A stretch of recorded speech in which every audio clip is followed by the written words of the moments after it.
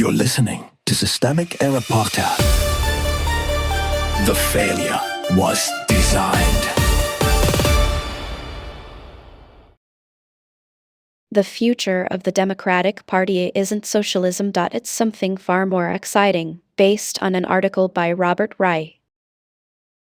The vote was against stagnation, not a slogan. The easy story. The piece wants you to believe this is about the rise of democratic socialism. That is the cleanest available headline, and also the least honest one. The actual story in the source is more basic and more damaging to the old guard. Long-entrenched Democrats lost to younger challengers who sold competence, energy, and an end to political drift.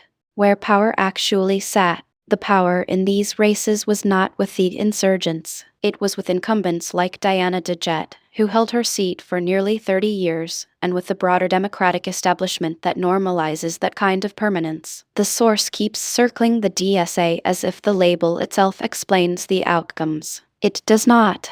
What explains the outcomes is that voters were done rewarding people who had turned office into tenure. What the winners sold. The successful challengers did not win by offering a theory seminar. Melat Kairos talked about getting money out of politics and treating Trump as a symptom, not the disease. Manny Rutinal won by looking younger, sharper, and more responsive than a moderate who argued she had broader appeal. Zoran Memdani, Katie Wilson, and Janice Lewis George all centered housing, childcare, transit, public services, and the plain fact that government is supposed to function. That is the substance. The ideology label is garnish.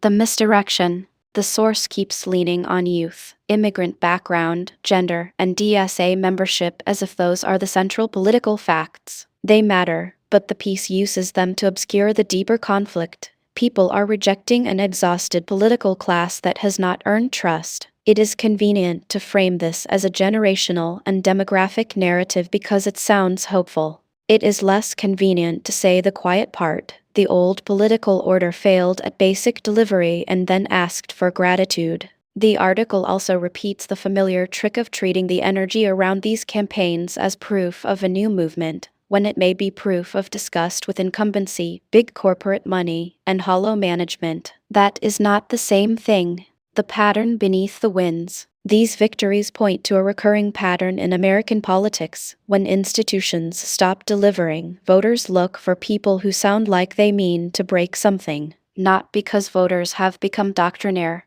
but because they have become impatient with ceremonial politics. They want builders and fighters, not custodians of failure. The source thinks the headline is Democratic Socialism is rising. The more serious reading is uglier. When a party protects stale power for too long, it hands insurgents a lane. The brand changes. The machinery stays broken until someone forces it open.